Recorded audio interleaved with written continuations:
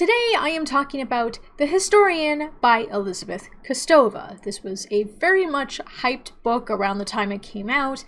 It is considered to be literary fiction, but does have a very little bit of dabbling in thriller horror territory. What it is, basically, is the main character of the book, who is telling you her story, is walking you through her experiences with learning about what her father went through involving a mysterious book and its connection to Vlad Dracula, who we know from Stoker's book as Count Dracula and who was an actual figure in real history. Now, the book goes back and forth between, it's in first-person format, first-person perspective, but it dabbles a little bit between a typical normal narrative and a more epistolary narrative that is utilizing other forms of media to piece the story together. In this case, letters. Lots and lots of letters. So this book is a monster in its paperback form, which is the version I've got. It's 676 pages. I think it's around 250,000 words, if not more. So it's a beast. It took a while to get through. And it wasn't just because it was a large book, but also some of the decisions on the author's part that personally did not vibe with me very well. Now, by this point, I've already read a few other books that also utilizes the epistolary style of storytelling, so I actually managed to grasp onto it better in this book than I did, say, in Bram Stoker's Dracula, where that was originally the first book of such a format that I read, and therefore it took a while to fully get into it and fully understand it. Not so here. I do have to give props to the author for the amount of research it must have taken to be able to write this monster of a book in a way that feels very real. Like it's fiction based on real history, but it is fiction. And if you didn't know any better, you would have thought it was a real thing because of how it's written. However, what gives the book points for realism also, in my opinion, takes away from a couple of different things in the story that would have otherwise made it really good.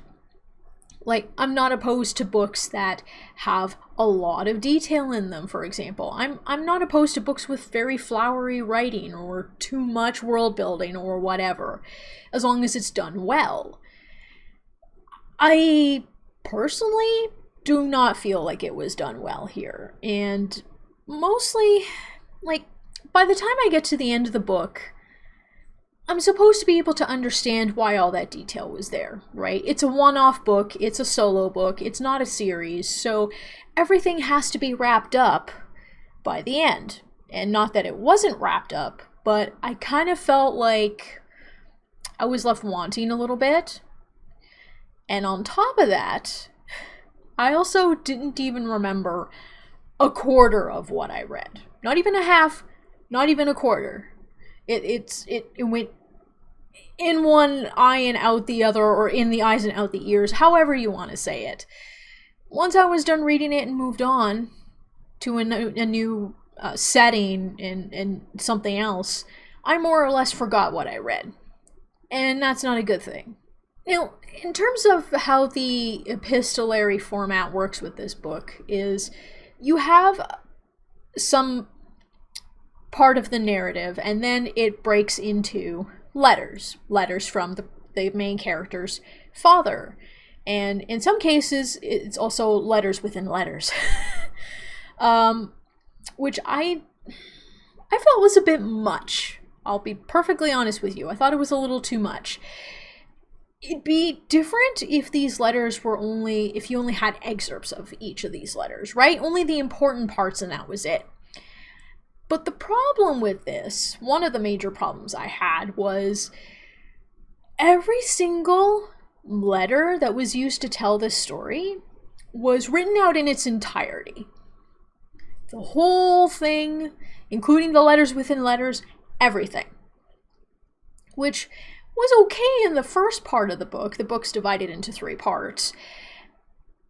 But once I got to the second part of the book and I realized this was going to be a constant thing throughout the entire book, it was not so cool anymore. And then, to make matters worse, later on in the book, the protagonist is on the run with someone else because the same people who were after her father and supposedly made him disappear are now after her. Alright? Which is, it's supposed to create a suspenseful time, something that's a little more thriller connected and stuff. You know, you're supposed to wonder what's going on, and it's supposed to be a bit of a heart-pounding series of scenes.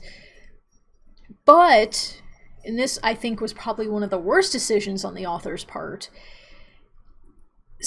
those letters literally cut into the suspense. Like, you have a scene or a part of a scene that takes you up to a point, and then you're like, okay, now I want to read what happens next. And then either it cuts to the new chapter where the letter starts, or it cuts to the letter partway through a chapter. And then you're like, now I'm taken out of the moment. I was really into it and was like, oh my god, what's going to happen? And then the letters just cut right in and cut it off. And I basically couldn't find a way to get back into it for the entire rest of the book. It was very disappointing. As a result of some of the decisions on the author's part, I have decided to give this book a rating of 2 stars, and only 2 stars. It would have been 3 stars, but with the part at the end where the suspenseful scenes were cut in with the letters and stuff, it really, really took it down quite a bit, and it was already brought down a lot. I do feel like this is a book for a very specific type of reader, and I am not that type of reader. And they didn't really have enough of the vampire aspects in it to keep me hooked enough. It was too much of a slog to get through this book. Like, it took me several months, like 6 months at least, if not more, to finish this book. And I don't normally take that long to read a book, even if I take my time. So, even if I'm in a reading slump. So that should tell you something. But enough of how I feel about The Historian.